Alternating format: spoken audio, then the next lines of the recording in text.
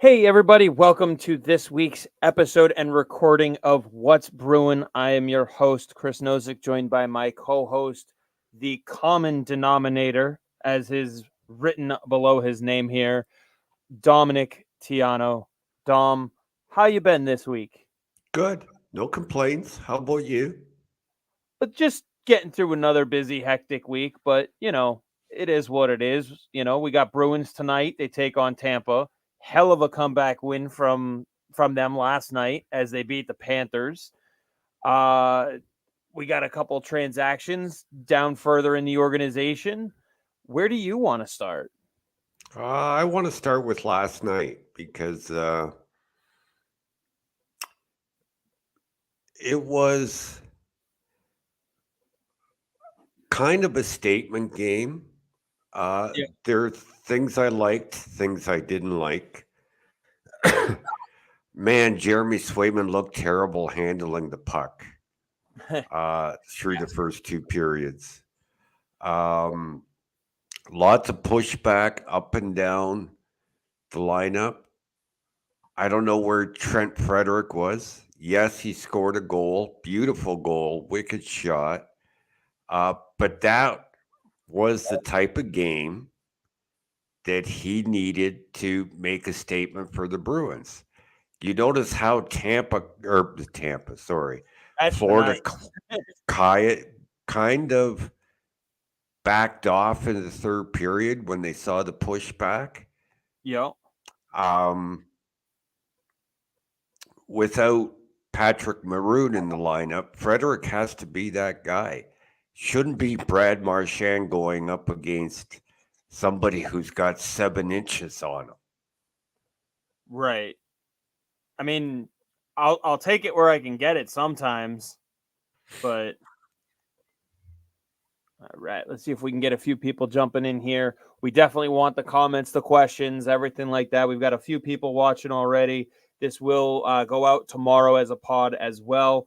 Couple that I'm still behind on, but last week's did go out, so it's just a matter of getting caught up from all the stuff I had going on before. So, but no, I thought it was a good game. Like you said, there was a lot to not like about it, but the fact that they fought through the end there to get the comeback win, I think that says a lot about where they're trying to be.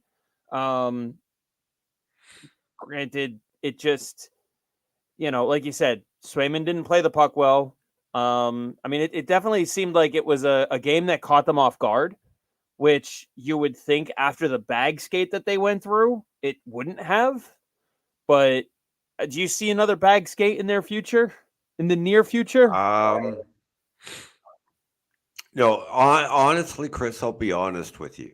Uh, I don't care whether they win or lose tonight. I wanted to see an improvement on last night. If Yeah, they if they come out and play 60 minutes hard, honest hockey and lose, I'll be happy. yeah. I If think right now it's not about the wins and losses; it's about how are they playing. And Blue Jay, I see the question. We'll get to it in just a minute.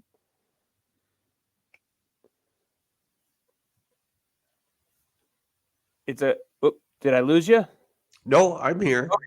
All right. Yeah, no, like I said, it's not so much about the result of the game. Obviously, you want to win every game, but the quality of play that you're looking for, the positioning, the all those types of things, you want to be on your A game going into the playoffs. You want to use this time. I think they have a general idea of what they want their playoff lineup to look like.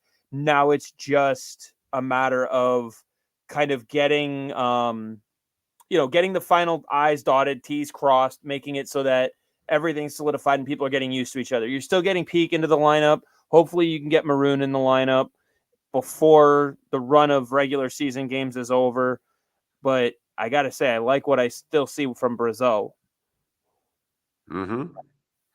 Yep. So, But let me ask you: is the lineup last night close to what we're going to see in the playoffs? I think it's close. I mean, obviously today you'll probably see some of the guys who sat yesterday: Shattenkirk, Lohrei, Olmark will be in net. You'll probably see JVR in the lineup. I haven't seen if there's a lineup that's been pushed out yet. I apologize if it has and I just haven't caught it. I'll try and find it on Twitter. But I think there will be some tweaks, and Shattenkirk. I mean, the power play itself, the PP1 unit has been struggling lately, and I mean, what's the answer? How JVR. much of that?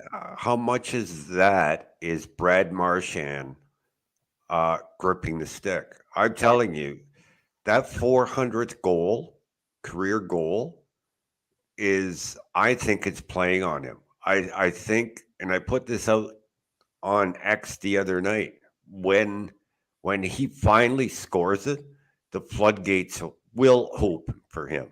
But he's fighting it. He's Yeah, fighting it.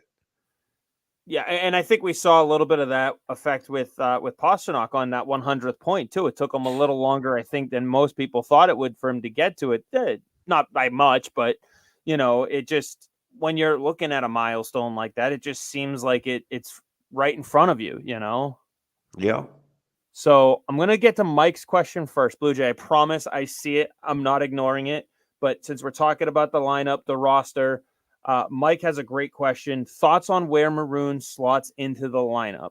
Obviously, we're having that conversation right now. JVR was the forward who's sitting. So right now, what are you looking at for your playoff lines? If Well, you're going into it, if assuming Maroon is healthy and at a good point with his game. okay, if he slots in, he's on the fourth line. He's not going any higher than that. So who do you remove? How do you shuffle? Lauko. You pull Lauko out off the third Yeah, line? yeah. I pull Lauko out of the lineup completely. Okay. Who takes his spot? JVR? Don't know. I Not a mean, clue. But that's if I'm gonna put out a roster that is producing for me and is giving me what I need, Lauko is not on that roster. I mean, I love the kid, but it just, offensively, he doesn't give you very much. Honestly, I'm seeing a lot of what we saw earlier in the year with Oscar Steen. Yeah. He's I mean, got what, two goals and what is it? 2 goals and 5 points in 63 games or whatever, I'm pulling it up right you now. know. It, it, Um it feels like he hasn't scored in forever, even just to get a point. Let's see. Right now, yeah, he's at 8 points in 53 games. He doesn't have anything in the last 5 games. He's a -2 over the last 5 games, actually. So, based off of that, you'd say he's significantly underperforming for you at that point. I mean, at 9, a little over 9.5 minutes of ice time. I mean, I'd rather see some of those minutes, even with Maroon in the lineup. Let's say he only takes 5 of those. I'd rather see Brazeau get 2 of those, and Heinen get 2 of the other ones. Like, you yeah, can I mean minute. that's up to the coaching staff to figure out how to put it together, but he's my guy out of the lineup. I like, how do you take Beecher out? John Beecher last night protecting the lead, put the goalie out, was out there for the face-off with Pavel Zacha and Charlie Coyle on the wings. And as soon as the Bruins got the puck out, he went straight to the bench and was replaced by David Pasternak. How many times now have we, over the last few games, have we seen Montgomery do that with Beecher? Yeah, Because he's their best chance there right yeah. now. He's their best face-off guy right now, but he's So also playing well on a two-way game. Like, it's right, if I'm not taking that, any of that other stuff even into consideration. Like, how do you take him out of the lineup based on the trust just in the face-offs that the coaches have in him? I don't think you can. Right. And, I and don't I think you can either. So it comes down to JVR or Jakub Lauko. I mean, I know which one I want in the lineup. Yeah, I mean, right now neither one of them have been giving you a whole heck of a lot, but I like the ceiling of JVR Right. especially this year a lot more. Plus, it just gives you a few extra options. I'm not putting Jacob Lauko out on the power play. At least with JVR, I can send him net front. Although I like Brazeau on PP2 net front, he's doing a great job. Yeah. I mean, do you consider elevating him maybe the first unit to be net front? No. No. Because the first unit's going to get over a minute, and I don't think he's got the stamina for that. Yeah, But still, again, on. that's up to the coaches to figure out. I mean, I can't figure it out for them. I'm just telling you, based on what I'm seeing, it's down to those two guys. And for me, it's JVR simply because of experience, reputation, and a better chance of putting the puck in the net. So JVR slides in. Would you put him on the third line next to Geeky and Frederick, or would you bump him up and bump? Probably. No, I've liked Heinen with Zaka and Pasternak. Yeah, I I mean, really liked him there. talk about an underrated, acquisition there on that league min deal. Danton Heinen on the PTO. I mean, he's doing everything for you. Yeah, yeah, Like, and that line has looked good. They've outperformed the opposition. They've yeah, outchanced them. They've outscored them. and Heinen is the guy that you can expect to get back. Like with Zaka and Pasternak being the other two forwards on the line with Heinen, I'm okay with Heinen not producing as much offensively. He still throws a goal in here and there. He still gets an assist here and there, but he's the defensive responsible one. Yep. And it allows the other two to go off and do what they want to do and what they can do, and know that there's someone else back there that they can trust defensively on the line with them. And I don't mind that. Mike has a good follow-up question when it comes to the lineup on defense. I like what I'm seeing from Andrew from Peak right now so far. He says thoughts on Peak and Wotherspoon pairing in the playoffs. I think the defense is going to come down to your matchup. Who are you playing against? Are they a faster team? Are they a more physical team? I think that's what it comes down to as far as what you're going to see. Maybe not in game one. I think game one, it'll probably just be Grizz, Lindholm, Wotherspoon, McAvoy, Carlo, Peak. Maybe Shattenkirk instead of Wotherspoon because they've looked good too. But, I think it's going to be. I'm going to look at it like this. Just before trade deadline, I kept harping on how the Bruins needed to improve the defense. Okay, so they went out and got Peak, but I would have liked a left shot just as much because you look last night, 2:21 left in the game, face off in the Bruins zone. Grizzlick and McAvoy are out there. Okay, they pull the goalie. Immediately, it becomes McAvoy and Lindholm. Okay, McAvoy and Carlos split the last 205. I don't know if anybody's aware of this. Lindholm played the last 205 because they don't have another left shot defenseman they can put out there to trust to shut it down.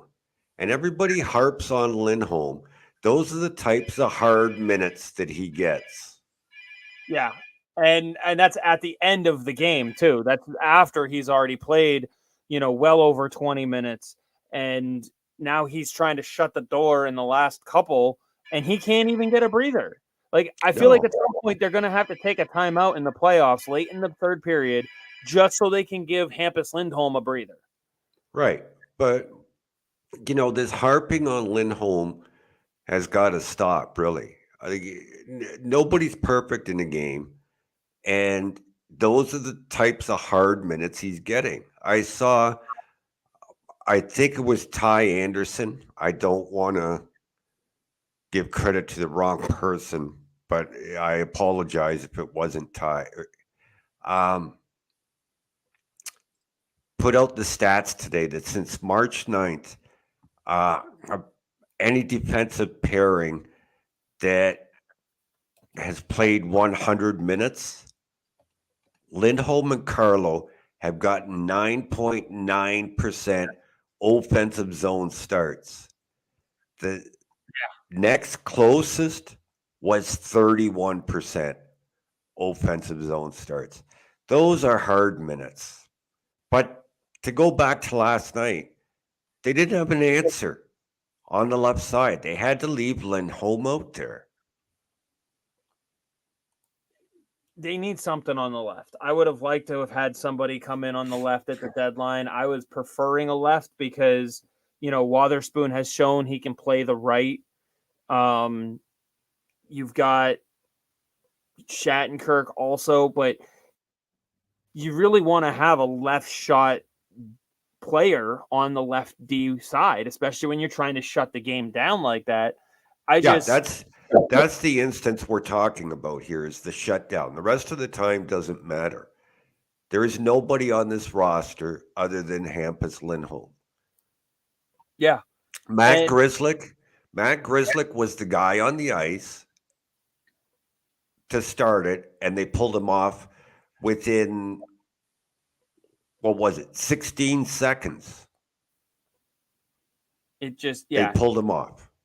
He's not a shutdown guy. Like he's a good defenseman. He can move the puck well, but shutting other teams down is not his strong suit by any stretch. You look at that first goal Florida scored last night. I haven't seen a good replay of it.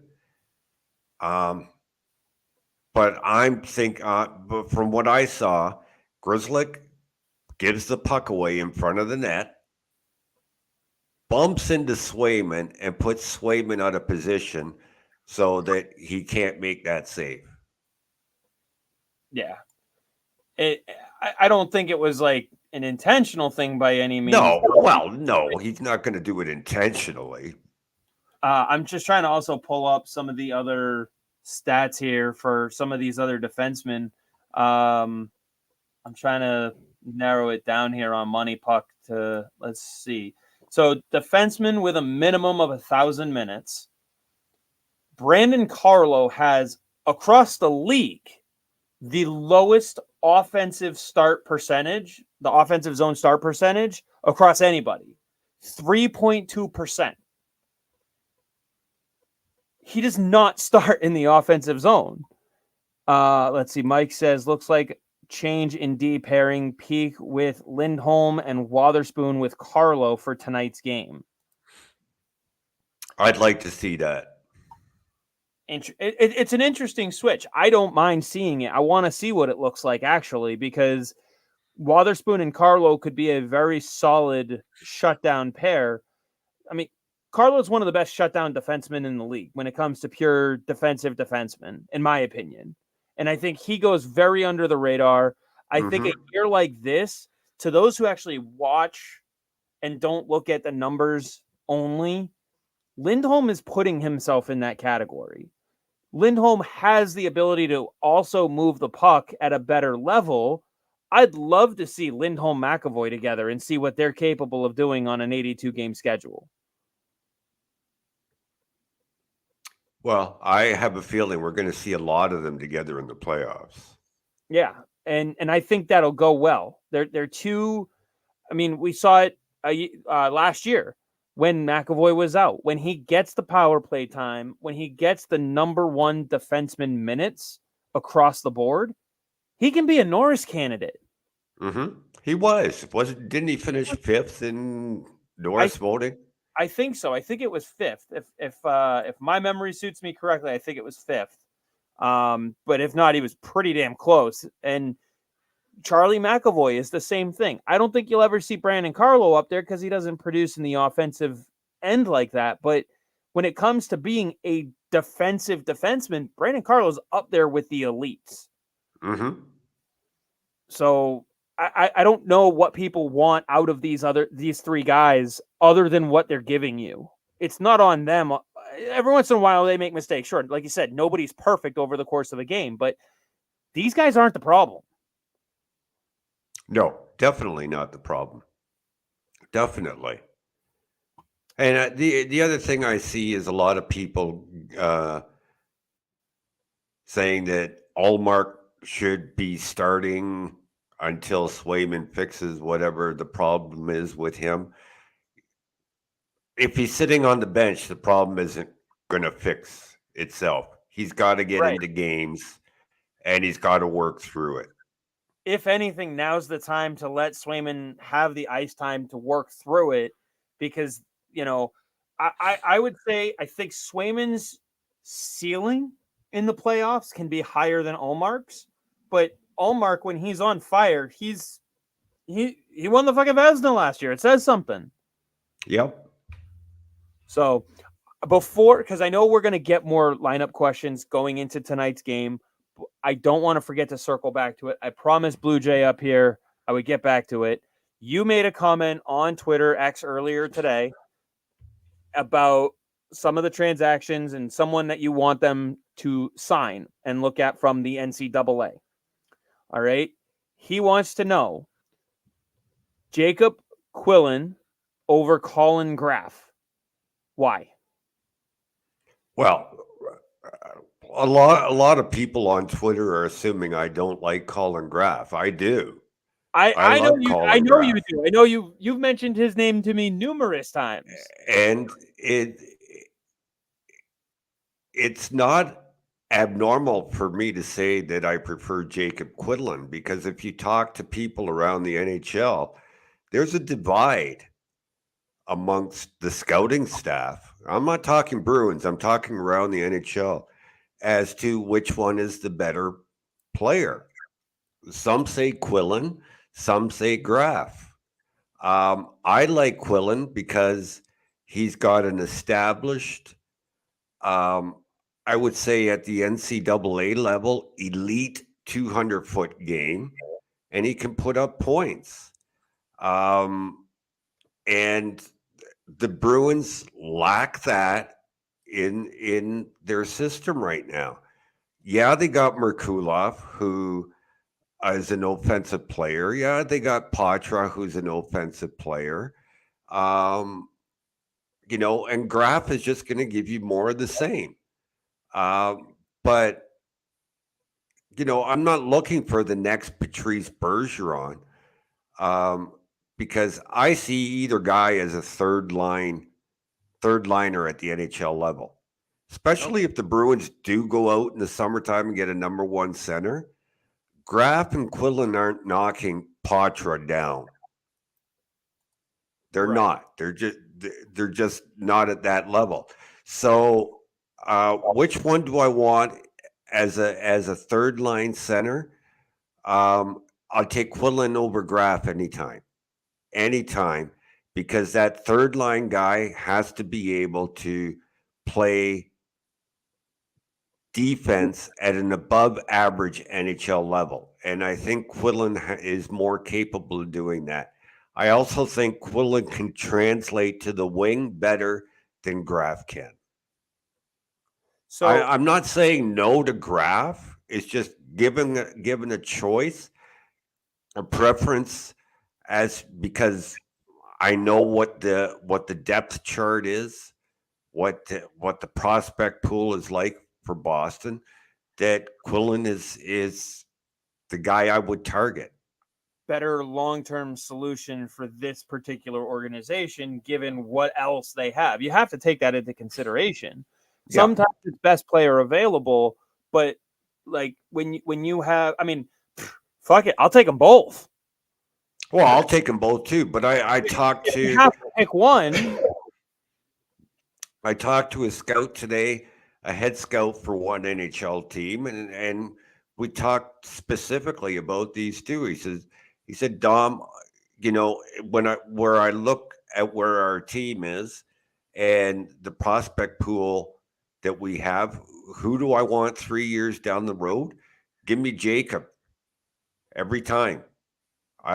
They're set on it. If they had a choice, but you talk to others and they tell you no Graf. But then I know what their prospect pool is like, and I think, okay, well, I can understand why. Sure. Now, you mentioned the possibility of going out and getting a big ticket free agent center. And I would just look at it and go, who you thinking? Because there aren't very many. Those types of guys don't really hit the market all that well or all that frequently. And I mean, do you see Poitras's ceiling as a 1, a 2, or a 3 center? Poitras's ceiling, I think he can be a number one. Okay. I think he can be he'll either be an excellent number one or number two center at the NHL level, or he'll be at the bottom of the number one center in the league. Okay. So when you say go out and sign a number one center, sign or trade for, if they go out and get one this summer. But you see that slotting Poitras in at the 2C role. Right. Okay. Poitras isn't ready for 1C or 2C right now. Right. I mean, we also have to see where he comes in at physically, because obviously with the surgery, he's going to have a different offseason than he would have otherwise. But I think the surgery was timed in a way where he will be able to come back, hit the gym, put some muscle on, build up some size that way, and hopefully make him a little more durable. But definitely, we've talked about it before. Give him a little bit more physical ability in the faceoff dot. Yeah. I've got no problems with Matthew Poitras and the way he's coming along or has come along. It's just going to take him a couple of years to get to. I mean, he's 20. Let's give him some time, right? Yeah, he's not getting into the number one role next year. Right. Graf is what? Graf is 21. Quinlan, I think, is 22. Quinlan's 22 and Graf is 21. Yeah. Well, see, I do pretty good from memory, don't I? Of course, the big thing is Colin Graf is from Lincoln, Mass. So everyone's going to be all harping on him because he's the local kid. He's got to want to play for the Bees. He's got to want to play for Boston. It's not always the case. Insert Jack Eichel. Insert Mass native name here. Yeah, But anyway, we'll see. I think either way, both of them either one is going to have to spend a year in the American Hockey League. Yeah, and just looking at it real quick. So both at Quinnipiac University this year. Last year, Graf had 59 points in 41 games. This year, 48 over 32. And then when you're looking at Quinlan, this year, 44 points over 37 games, 38 over 41 last year. So they're definitely at a really good NCAA hockey program. They're not far, so Boston should be able to get eyes on both of them frequently. And I mean, I don't see either one being a mistake. I want to see them get one of the two. It will help their prospect pool immensely. Oh, definitely. Now, in signing another center or trading for one or whatever, where do you see that putting Pavel Zacha with a couple more years left? On the wing. Do you think he wants to be? Like, do you see that becoming an issue? No, he's played wing most of his career at the NHL level. So I don't see it being an issue. He played wing most of his time in junior as well. I mean, he's got 3 years left. So what would he end up slotting in as your second line left wing? Or I would try and partner him. We talk about the partnerships all the time, the pairings. I would leave him with Pastrnak and then just definitely insert puck moving center here. Yep, Who- exactly. Ideally, ideally, I would leave Coyle at number 2, and Patra slots it on number 3.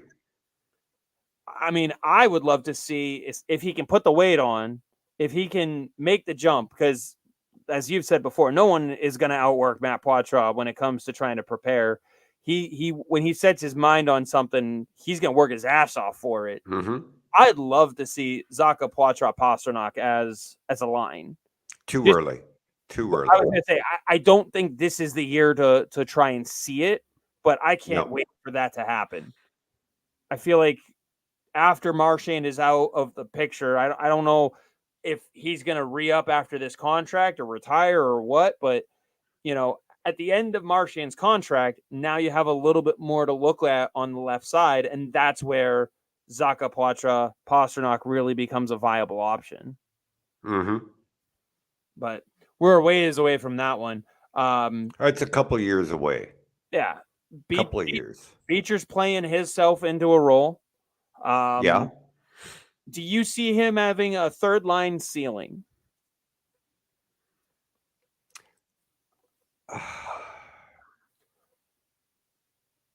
Other than the face-off question, because we know he's their best face-off guy, take the face-off part out of it for a minute. Beecher, Geeky, Frederick. Thoughts on that line? I'd like to see it first, but I don't know that Beecher's offense is enough to warrant third line minutes. Fair. That's the part that I worry about. Yeah. And everything else is there or will continue to develop and be there.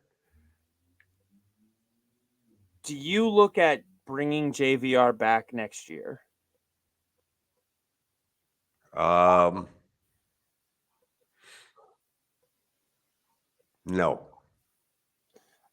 I think he's done enough to get more than what the Bruins should pay him, more than what he's worth.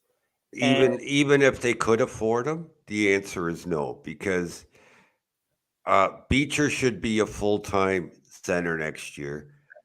Coyle will be a full-time center. Patra should be a full-time center. If they bring somebody else, you move Zacha to the left wing, and then so you've got Zacha, Marchand, and Frederick on your left side. I don't want JBR as a fourth line left winger. I don't want JVR as a fourth line left winger. And I mean, the good thing, at least with Frederick, is we know he can also play the right. And that, right. And it's funny because we haven't mentioned his name yet. We're 33 minutes in. We haven't mentioned the name Jake DeBrusk. Because he's been playing really, really well since trade deadline. He has, and I was talking to shout out Chris Davis of Drop the Mitts. We had like a 2-hour conversation last night, and probably 20 minutes was just spent on Jake DeBrusk. What do you do with Jake DeBrusk? Well, then listen, now that you mentioned Chris Davis, a little off topic, he got a hold of me last week and asked if I would come on his show and talk about Bruins prospects. And I said, yeah. So I said, my schedule is really tight. And so I emailed him. I said, I got a 3-hour window on Monday, and he never got back to me. It's funny because when I was talking to him yesterday, he goes, fuck, I got to email him back. So you are on his radar. He had something. But Monday was 3 days ago. Yeah, he's got a lot going on with school and stuff like that. So he will get you. I know him well enough. He's determined to talk some of these Bees prospects with you, and it'll be a good time. I promise. But okay. Anyway, now I forgot what your question was. We were talking about Jake DeBrusk. Yeah, I still would bring him back for next year. What's your number? What's your term? I'm going to say $5.3 million over 4 years. I would dollar amount. Sorry, what's that? I said I don't hate the term and I don't hate the dollar amount. Well, let me tell you how I would break down the contract. I actually wrote about it last week.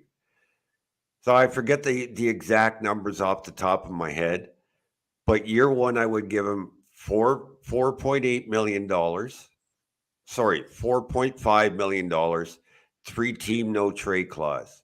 Second year would be 4.8, 3-team no trade clause.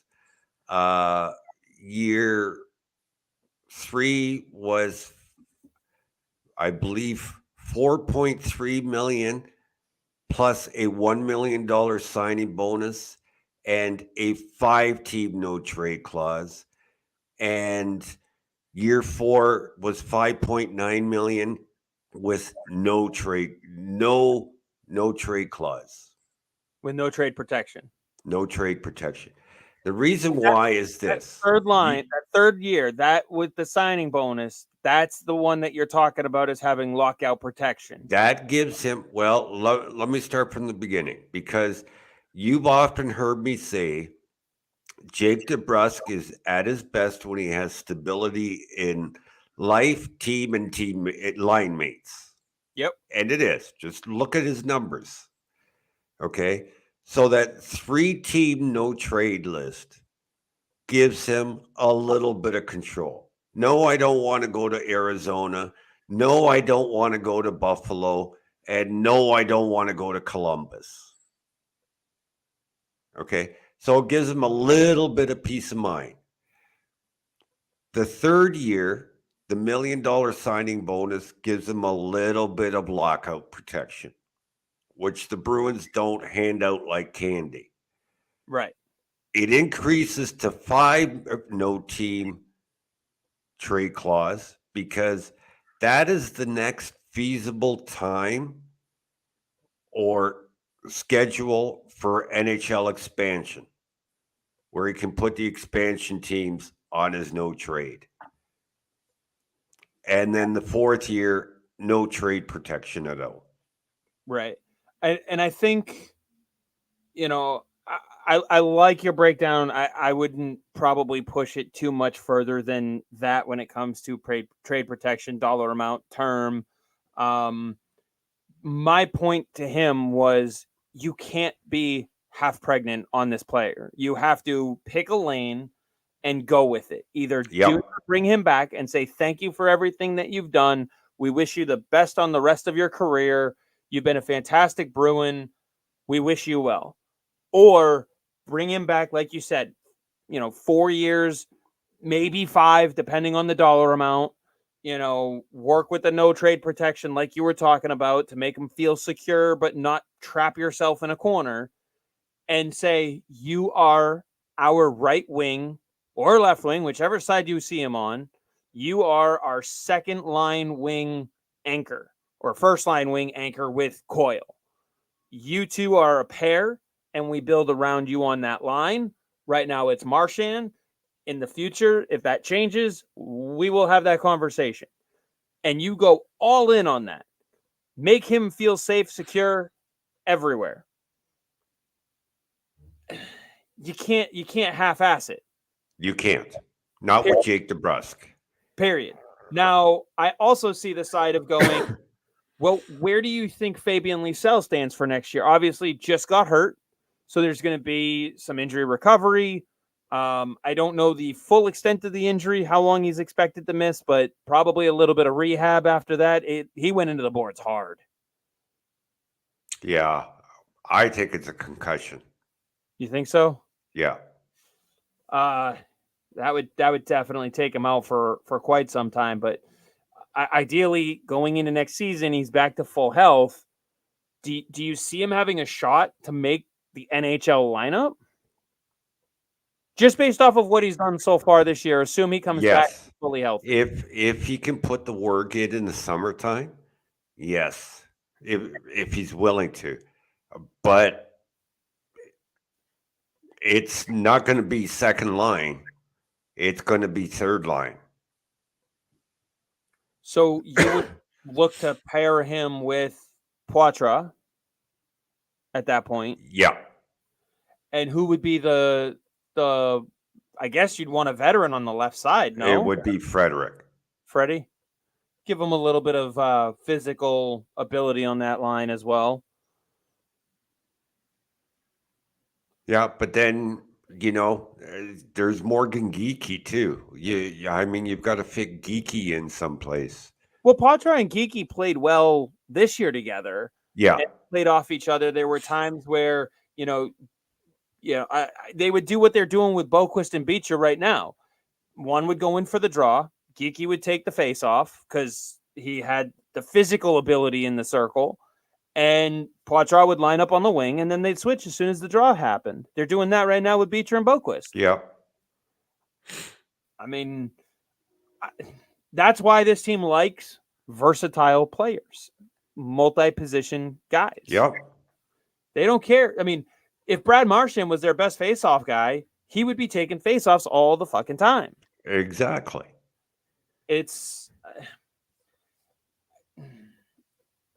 I'm excited to see what they do going into next year, but let's do this playoff run first. I mean, the team looks good.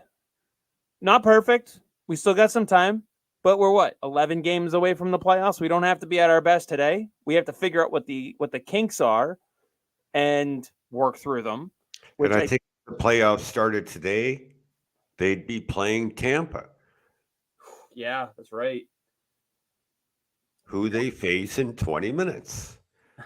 Exactly. So we'll get a good, like we talked about last week, these next 7, 8, 9, 10, 11 games are going to be brutal, but they're going to be the best test that we've had all season. We got to see what we look like against them. We looked like shit for 2 periods yesterday, but we still pulled the win out of our ass. That's the important part. There's only so much that you can harp on the negativity for. And even in a game like yesterday, like you were talking about, people harping on guys like Carlo and Lindholm, Grizzly for a mistake, if you dwell on that shit, you will lose. Yeah, definitely. But I mean, the big takeaway yesterday, here's a few things to take away from yesterday. They pushed back. Yep. To the point where Florida said, okay, enough of this. Florida stopped pushing. They found a way eventually, took time, but they found a way to break Florida's forecheck. Yep. Okay, it took 2 periods, but they did it. They were able to close out 2 minutes and 21 seconds with the goalie pulled, where they are the worst team in the NHL at. Yeah. Brandon Carlo, at the end of the game, was pissed off and let Matthew Tkachuk know it. If you go way back, Chris, I remember having this conversation with you about the biggest difference in Brandon Carlo this year to last year is he seems stronger to me. I often think that he's a lot like Zdeno Chara in that if he really put himself out there, he's afraid he could hurt somebody. Would make sense. But the way he went at Tkachuk last night after the final buzzer, he would have ragdolled him. Would have ragdolled Tkachuk. If that's the Carlo we're going to get going forward, it's even better. Do you think some of his, we'll call it tentativeness, comes from his own injury history, concussions, head injuries, etc.? Oh yeah, definitely. When you're what, 6'5"? Yeah, he's 6'5". 6'5"? I forget what he weighs. And you've suffered, I think he said he's had 5 confirmed concussions. And you've got a chance to wipe out a smaller player. And let's face it, most of the players in the league are smaller than you.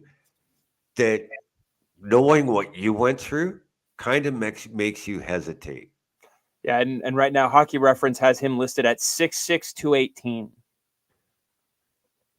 So, there's a couple times last night he was grabbing people in front of the net. He was right into those scrums. Yeah, and pairing him with Hampus Lindholm, 6'4", he's listed at 215. Like, that's a pair of towers right there. Yeah. And to be able to put those guys on the ice for 20 minutes of a game each, 20, almost pushing 25 in the case of Lindholm sometimes, and McAvoy, he's only 6'1", but he lays hits. Yeah. He plays bigger than 6'1", really ought to. And, between the three of them, you have the entire game covered. If you were able to separate them onto three different pairings, that's not where you're going to get the best out of all of them. That's why guys like Andrew Peeke and Parker Wotherspoon are so crucial, because their 10 minutes give these guys breathers, allowing you to put McAvoy and Lindholm on a penalty kill together, and then immediately follow it up with, Wotherspoon and Peeke for a shift, and then go back to Lindholm and Carlo. Yeah, something. I mean, they'll figure that all out. I'll tell you what I've really, really begin to like about Peak is his ability to absorb physicality and still make the play. Yes. I again, we talked about this last week. It was like a 2-game sample size at the time. We don't exactly have a massive sample size at this point. I mean, he's played 6 games in a Bruins uniform, and that's fine. You can only work with what you have. 6 games, he's got 1 point. He's averaging 16, almost 17 minutes a night. In those 6 games, he's got 15 hits, 11 blocks, 2 giveaways, and he's a +4 player. I will take that from him for what we gave up: Jakob Zboril and a 3rd-round pick. A 14-year-old. Like, we gave up a 14-year-old.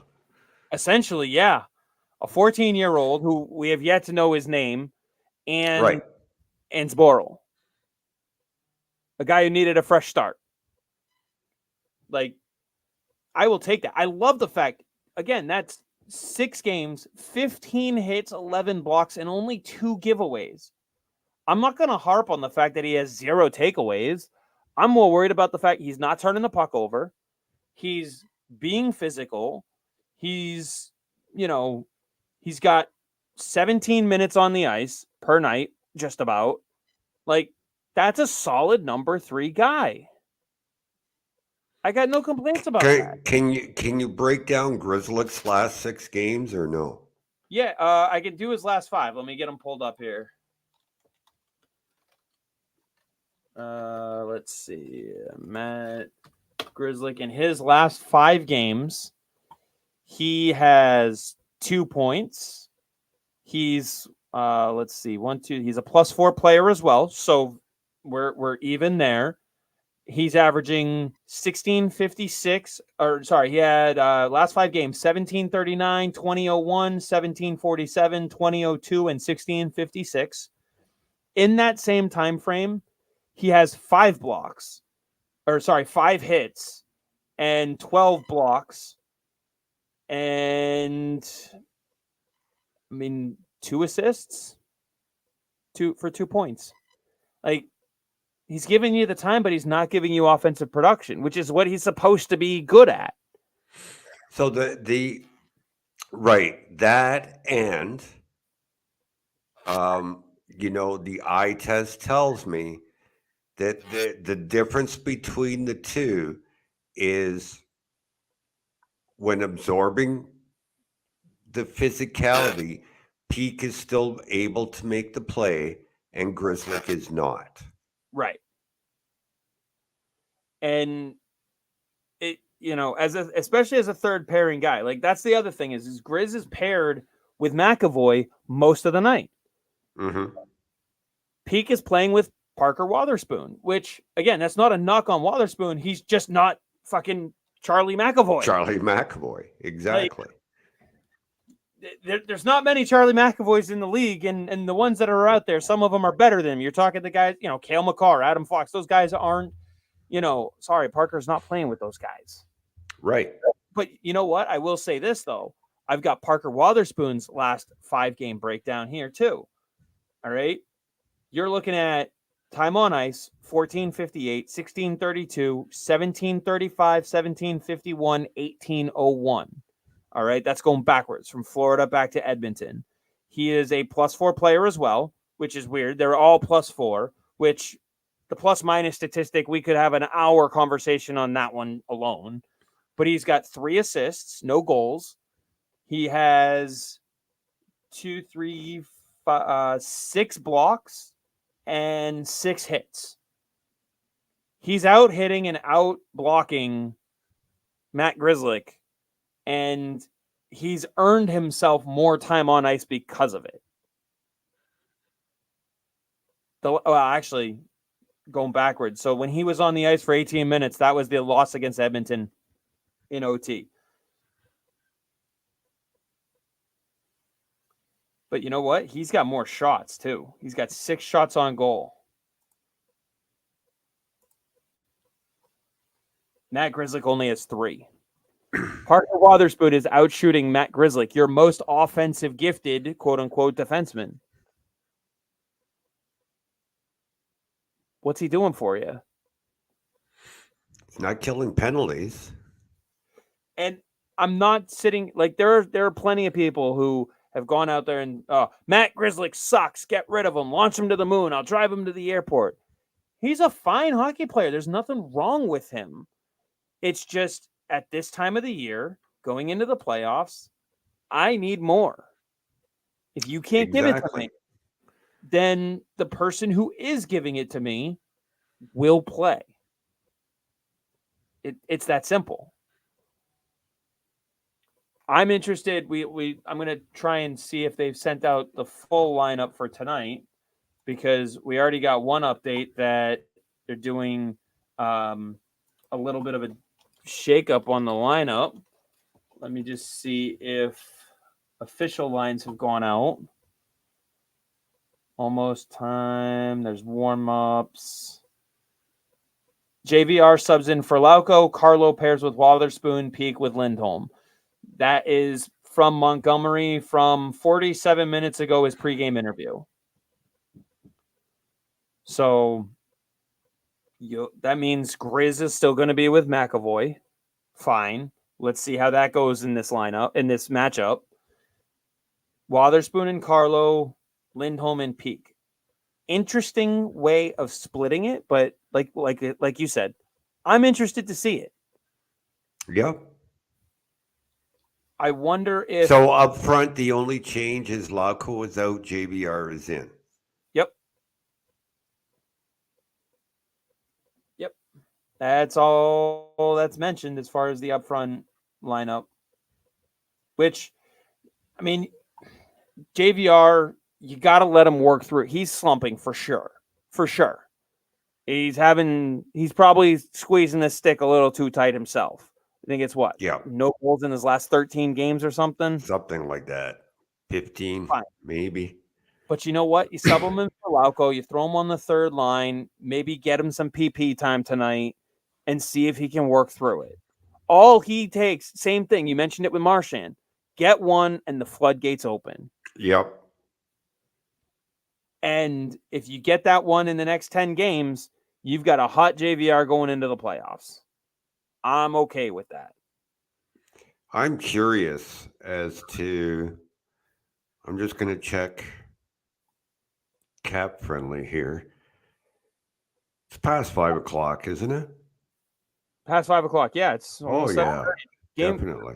Drop's coming up soon. So I'd love to get some questions from anybody watching. Comment section. Obviously, the comments and stuff on YouTube are working. I will have to check and see if we're getting any from X or from Facebook or anything like that. Typically, those work a little better than YouTube. So hopefully we can get a few more coming in here. What are we looking at cap friendly for? See if Beecher was switched over to regular recall yet. And no, he's not. Still an emergency call up. How many games has he been at right now for the emergency recall? I don't know. It's coming up. It's got to be coming up soon. Yeah, so they've got to switch him over because after 9 games, My guess is it'll come. My guess is it'll come at the last minute, like whatever the last day is, game 9, whatever. He will. They'll flip him over and they'll just call it a regular recall. Let's see. Okay, I got an hour ago from Fluto tonight's lineup, which we went through most of it. I mean, no other changes. Beecher, Boquist, Brazeau, JVR, Geeky, Frederick, Heinen, Zakapasta, Marchand, Coyle, DeBrusque, and then the defenses we talked about it, and obviously Allmark in goal tonight.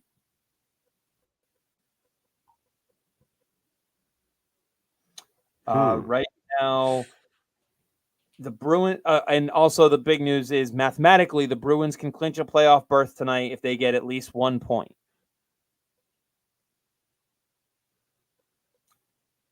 Now, can they clinch the division? No. Is my bet still hanging out there? You're goddamn right it is. You are goddamn right it is. I am so glad that we got that dub yesterday.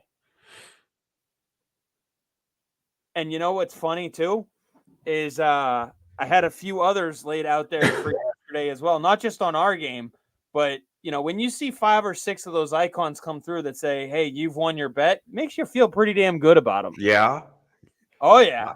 I got to say, since we started doing the show, there's a lot of people coming out now saying that they would take Jacob Quidlin over Colin Graff. Oh yeah.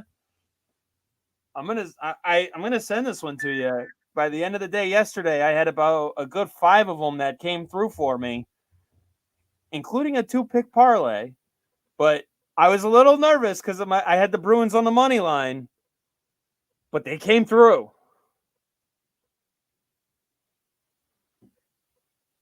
All the little ones add up. That's all I'm going to say. Don't ever bet more than you can lose. Have fun with it. But I don't see any of this transferred over to my bank account. No, how else you think I got to run the show? Come on, man. God. Oh. Like I said, nobody's got any questions out there. I'm surprised. I'm sure there are a bunch. Riley Duran. Bruins signed Riley Duran. I knew I was forgetting something in my head. I didn't get a chance to write this stuff down on paper because it's been so fucking hectic for me. But Riley Duran, Bruins signed Riley Duran. What? I'll ask the question as broadly as I can to let you go on a Dom Tiano adventure. What can you share with us about Riley Duran? Well, I'm not surprised that he signed. In a lot of ways, it'll bring same things as Trevor Kuntar. I'm telling you, this guy will be a fan favorite if you keep your expectations in check. Don't think he's going to come out and score 20 goals and get 30 assists. He's not that kind of player. No. Energy, he will kill penalties. He goes to the dirty areas. He has a great shot. Very smart, sound defensively, and will put up the occasional point for you. But this guy's got a motor that doesn't quit. Like I said, a lot like Trevor Kuntar. But if we keep everything in check, you're going to like this guy. Don't start treating him like Brandon Carlo because he doesn't put up the points you want, that he's not good at what he does, which is not true. Duran, I could see making the NHL lineup, not next year, but the following year. Okay, I was going to say, that's the key question everybody wants to know is is this player going to be NHL ready? I'll tell you what, if you have a line of Trevor Kuntar, John Beecher, and Riley Duran, watch out. Watch out. And that's feasible, not next year, but the year after. Yeah. Oh, man. Let's take a look. You know what? I will play a little game here of who's in the system here. Who do you see as being a dark horse to make the team next year? Who's this year's Matt Poitras early projection that you have in mind? I've already said my dark horse for next year is Trevor Kuntar. I was gonna say, are you edging off of Kuntar? Doesn't sound like. Is there anybody on the back end? We have our 6. It looks like we have our 6 for next year. Lori, Lindholm, Wotherspoon on the left, McAvoy, Carlo, and Peak on the right. Is there someone in there who might surprise us and take the 7th defenseman spot, or do you see them going out and trying to get another version of Kevin Shattenkirk as a 7th D? GMs are already calling you for their advice. Actually, if you knew who that was, you'd say, Dom, go. I see them trying to get somebody off free agency. I just don't see anybody on the Providence roster that would push for that 7th spot next year. Maybe Alec Regula. Maybe.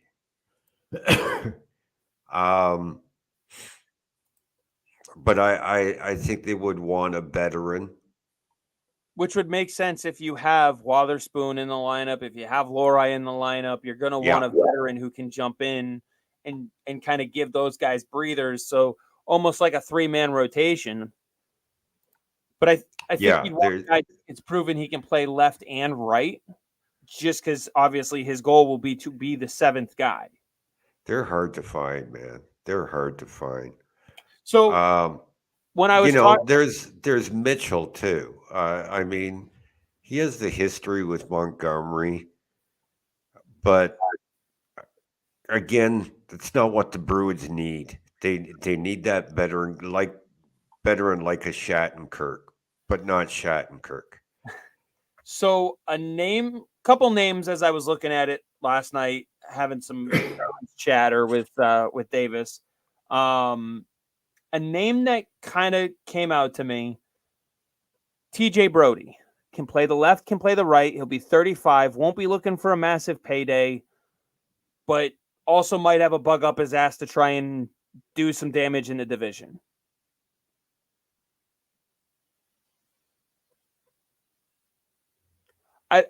I wouldn't say he's my number 1 option. I mean, if you can go out and if you can steal Noah Hannafin in free agency, fucking go do that shit. But you get my point. Like, I'm looking for someone who's not going to break the bank. I mean, you know, there's a couple other guys out there that I think fit the bill. He was just one of the first names that came to mind. I wouldn't say no. But preferably I'd like somebody a couple of years younger. Yeah, I mean, I'll tell you the one I'd love to grab if you can get him from Arizona would be Sean Durzi. I mean, he's an RFA, but I love Sean Durzi. I would love to bring him in. You know, as a restricted free agent, he's what, 20, 24, 25? What year was he drafted? Let me pull it up. I think he was named his age too. 2nd round. There we go. Durzi is 25. He was 2nd round, drafted by Toronto, 52nd overall. What year was it? 2018. 2018. Okay, so here's the story about Sean Durzi. In 2017, I had him ranked as a 7th round draft pick. And I said at the time, somebody better grab this guy in the 7th round. What did it take in 2018? A second round pick. Damn. And he's coming along nicely too. Yeah, I like him. You know who's coming along really nicely for the Bruins? We talk about Michael DiPietro and the season that he's having with Providence, and um, what a steal of a trade that was, trading Stendika to get him. But Jonathan Mirenberg in Sweden, man, I wish he could come over next year. So yesterday, I was watching the third game of their playoff series. They're down 2-0. They go into the third period, they're down 3-0. They come back and tie it. First overtime period, they get a power play, nothing. Goes to second overtime period. They get another power play, nothing. Goes to a third overtime period. They get an early power play, nothing. 3 chances to friggin' end the game. 5 minutes left in the third overtime period. His team takes a penalty, gets scored on. Lose the game 4-3 in overtime, and down 3-0 in the series. This guy's 20 years old, playing against men. He played 35 minutes yesterday. And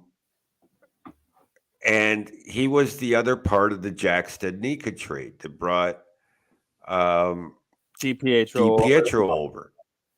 Man, I wish he could come to North America next year. Unfortunately, the stupid transfer agreement that the NHL signed with the Swedish Ice Hockey Federation doesn't allow it. I'm so pissed because right now he is taken over as, to me, the best right shot defensive prospect in the system. That's AHL down. So you mentioned DiPietro, and now we get some goalie questions coming in. Mike says, seems like the Bruins will have 6 or 7 goaltenders in the system very soon, and Reed Dick still to sign, I believe. Thoughts on goalie setup for next year? Let's not just look at next year, because I don't think next year can be really looked at in a vacuum, because you have so many factors coming into play. Allmark's deal expires at the end of next year. Swayman needs a new deal now. DiPietro and Bussy will require waivers next year. Dick needs a new contract. You still have Svedback and you still have Kaiser, both of whom in the system. Svedback is still with Providence. I don't remember what year he is at Providence, but he'll be going into his third. I was just saying, I'm pretty sure he has at least 1 or 2 more that he can play. I don't see him leaving Providence yet. Yeah, he's not ready. He actually had a down year as far as I'm concerned. Yeah, this year. And let's not forget Ryan Bischel, who they signed to an AHL deal. That's right. Okay. Dick will sign his contract as soon as this season is over. Bischel being on an AHL deal will start in Maine. I have no problem with the goaltender starting in Maine.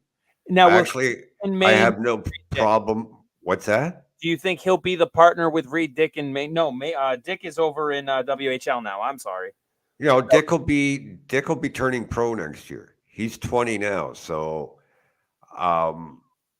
Reed Dick will be either in Maine or Providence, depending on what happens with DiPietro and Bussy. Okay. And Kaiser. While we're having this conversation, I've pulled it up. According to Elite Prospects right now, based off of the statistics part, and I'd have to go to the AHL website to confirm this, but right now, Bussy has 35 games, a goals against average of .259, and a save percentage of .915. DiPietro has 27 games played, a .250 goals against average, and a .917 save percentage. These two are so fucking neck and neck when it comes to their numbers. Yeah. Ideally, Bussy will be in the NHL next year. Okay. Which means you ride DiPietro and Kaiser in the American Hockey League. Yes, I re-signed Kaiser for the AHL and let Bishop and Dick break out in the ECHL. Okay. Yep. And then at the top level, like you said, you have Bussy, and now this is the question.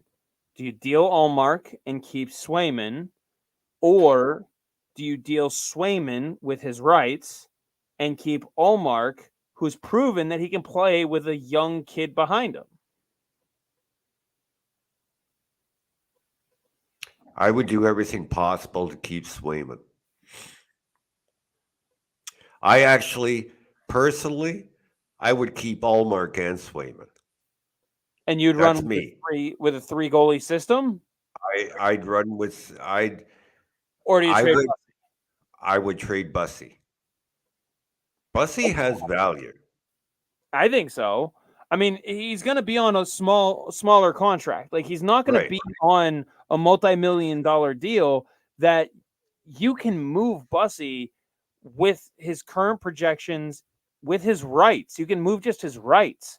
And a team like Edmonton will give you something for him because they're constantly up against the cap. LA, like, this isn't someone I would look at and say, oh, help Toronto out, ship him to Toronto. Absolutely not. I would try to send him out west somewhere, but Yeah, but we owe the Leafs for Tuukka Rask. no, fuck that. So That was their decision. no, We didn't no, know no, no, no. shit. No. They gave the Bruins a choice: take Pogge or take Rask, and the Bruins took Rask. Well, that's on them. They shouldn't have given us the fucking choice. Well, but still, you're right. That's like me asking you, do you want Quillen or do you want Graf? You pick one.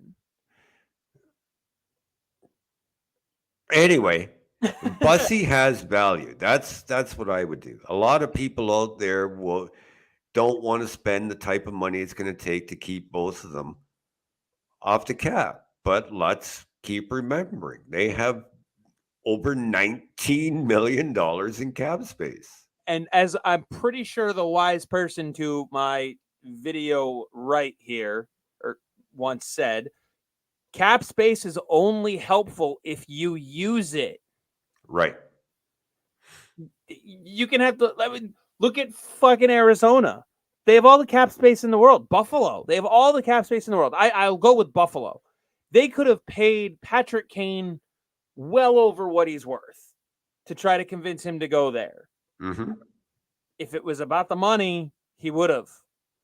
But they have what, 30-something million dollars right now in cap space this year because they're not in LTIR. They're one of the few teams that aren't in LTIR. Right. So, yeah, cap space has no value unless you use it. Right now, the team with the most cap space, current cap space, the Chicago Blackhawks, $87.7 million in current cap space. That's how much they've accrued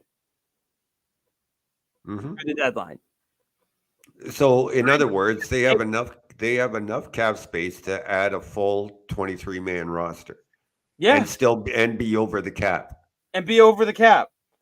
Buffalo, in perspective, has $69.9 million. Like, yeah. Yeah, like I've always maintained, cap space means nothing unless you use it. And here I am trying to use it to keep the best goaltending tandem in the NHL together. Yeah. I want to use it. I want to use it for that. That's the whole purpose of having a salary cap, so that you can look at it and go, okay, let's budget this much for players, and we'll budget a little bit more in case people get hurt. But this is how much we want for our starting 23.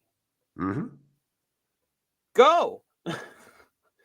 People want to get all upset because, Vegas is using LTIR. Well, guess what? Tampa, Boston, the Rangers, the Kings, Pittsburgh, Toronto, the Islanders, the Stars, Avalanche, Canucks, Flyers, Wild, Knights, Senators, Canadians, the Devils, the Capitals, All are using LTIR. And which team has the most players on LTIR? Right now, the Leafs, actually. How many? 5. So do the Bruins. Bruins right now have 4, according to Cap Friendly. Right now, the Bruins have Forbort, Lucic, Poitras, and Maroon. Oh, why did I think they had 5? I mean, they've Okay, moved you're right. people back and forth all year. So the Leafs have Muzzin, Murray, Klingberg, Yarncroke, and Giordano. They have $17 million on LTIR.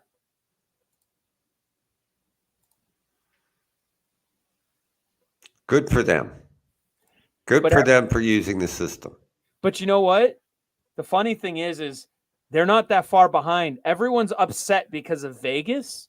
Vegas has $21 million on LTIR in 3 guys. Mm-hmm. Hurdle, Stone, and Lehner. The Bruins have more players on LTIR. People ask me, I get asked a lot, how do you fix it? I don't think there's a fix to it. I don't see No, anything. there is. I can fix it. I'll fix it for the NHL right now. Okay, and then we'll call it a night so we can get to the hockey game. Absolutely. First of all, people say they should abolish LTIR. Well, no. Let's go back to Mark Savard days. You lose a player like that, you should be able to replace them. Yeah. And the way to do it is LTIR. It's the only manageable, safe, and fair way to do it. Now, is it fair that you can have a Kucherov come back for game 1 of the playoffs? No. So here's the way you fix it. There are several ways. If a player finishes the year on LTIR, meaning on the last day of the season, if a player is on LTIR, he cannot play in the playoffs. At all. At all. Okay? For a team to allow him to play, they have to activate him, which means you have to have the cap space to activate him. A lot of people suggest to me, well, let's have a cap in the playoffs. Well, no, then you can't have anything like the Black Aces. Right. Right. And then injuries do happen in the playoffs too, and you need players. So why should the Bruins, who have no cap space, not be allowed to replace that player? Have the cap stay where it is. But if a player finishes the year on LTIR, they are not eligible for the playoffs. And I don't disagree with that. What I would have to dig into more, I guess, because one of the big proponents against it, and Mike's gonna take off and go watch the game. Don't blame him. We're finishing up here anyway. So everybody who is tuning in, we appreciate you sticking with us. One of the big proponents to that is, how can someone be healthy enough or be sick enough, ill enough, injured to miss the 82nd game, but be healthy enough for game 1 of the playoffs? Well, injuries heal at different rates. And just because I'm not ready to go today doesn't mean in 3 days I won't be ready to go. If the league finished all 82 games on the same day, then it becomes a little less of an issue. There should be a final game of the season that every team plays their final game on. I mean, we know they can do it. They coordinated it earlier this year. But final game of the season is not the last day of the season. It's usually the day after. Right. Okay. So you then for some teams it's 2. But you have to activate. If that player is good to go in 3 days after the season is over, then you should be able to activate him 2 days earlier. 2 days earlier. Right. So okay. To what your solution is if all 32 teams play their final game on Tuesday, your first game of the playoffs is Friday, that gives you the final day of the regular season on Wednesday. If they're not activated by Wednesday, they're not eligible for the playoffs. That gives you then Wednesday and Thursday to try and project who's going to be ready going into the playoffs, who you can activate. And to your point, it gives you that time to create the cap space. Right. And it doesn't allow you to sit a player for 82 games and all of a sudden he's healthy 2 days after the season is over. Right. The proponent comment of how are you health one day and not the next? Well, that's how injuries work sometimes. Like but that's why I'm saying there needs to be a 1 or 2 game day, not game, 1 or 2 day buffer, but for everybody. And if you do it that way, then it's an equal playing field for all playoff teams. If you miss the playoffs, who cares? You're going in that day to clean out your locker and go golfing. Mm-hmm. Like it fine. LTIR is irrelevant to those teams. But you know what? If I go back to that list of teams in LTIR, guess what a lot of them have in common? They're all in the playoffs. The playoff teams who don't have LTIR right now, the Panthers, the Jets, the Hurricanes, the Predators, the Oilers.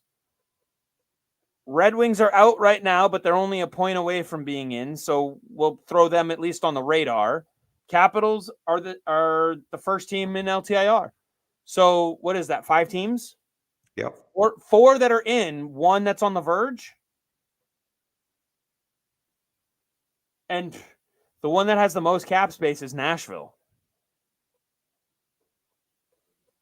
Barry Trotz has done a great job there. He's got $51 million in cap space. Holy shit. GM of the year?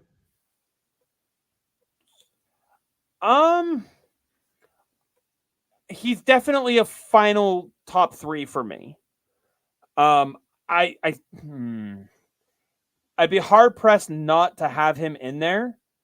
Are you hard pressed not to have Sweeney in there? I'm trying right now. I'm looking at it and I'm sitting here going, you know what? Sweeney,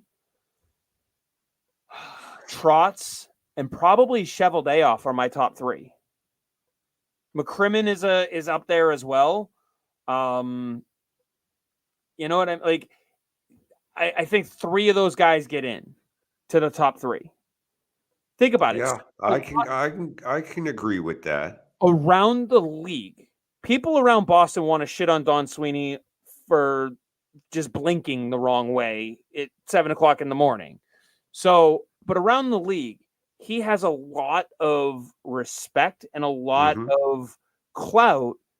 And a lot of people look at losing Bergeron and Krejci way deeper than people in Boston do. Mm-hmm. And for them to be in the President's Trophy race, let alone the division race, nationally, everybody was looking at this team going, what are they gonna fucking do? As soon as Bergeron retired, everybody went, oh shit. And what did Sweeney do? He regrouped and he goes, we're going to move one player, and I'm going to get a couple right shot D that I need.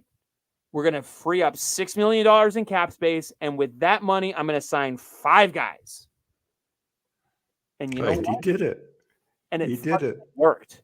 One guy out of everybody that he signed, one guy hasn't worked out. And you know what? For the 4 games he played, he looked fucking good. Yeah. Yeah, he did. So and I wouldn't say he didn't work out. I would say it was just the Bruins were a victim of someone else's mistake. Right, exactly. Perfect way to put it. Someone else's mistake hurt the Bruins, but you know what?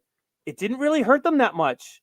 They're still in the President's Trophy race. And you can't blame Don Sweeney for that one. Nobody foresaw that happening. No. And what's really funny is you have, like people want to sit here and bash on the Bruins and whatnot, but it's like the teams that you want to elevate and talk highly of, Colorado, Florida, Dallas, the Rangers. Guess what? The Bruins are right in the mix with those teams. Mm-hmm. The only team above them in the standings is the New York Rangers, and the Dallas Stars have the tiebreak. And that's regulation wins by 1, by the way. It's not exactly like the Dallas Stars have blown them away. Right. The Bruins had their problems. So do the Stars, so do the Canucks, so do the Panthers. I said the Panthers bringing in Vladimir Tarasenko was going to slow them down a little bit. And I'm not blaming him as the sole purpose, but as a team, they've hit a little bit of a skid. Tampa just took a 1-0 lead. Oh, great. All right. Time to end this podcast. We are about halfway through the first period. It is time to end the show, as you said. Any final thoughts? Because we could talk about the standings and all the other teams all fucking night. No, all I'm going to say is another comeback. I mean, it's going to have to be at this point. I threw money down on them to win again tonight, so I don't bet. I just tell people what to bet. I think last night is going to be one of those ones that gives them a little bit of confidence coming into this game. I mean, that was a good goal. It was a well-placed shot. Vasilevsky, I think, is showing a little bit of cracks this year. I think they're able to take advantage. I mean, it's going to be a low-scoring game. My guess would be it would be a 2-1, maybe a 3-2 final. We'll see. So, all right. It's on the TV in the other room, so I can't watch until we end this. Go Bees. Go Bees.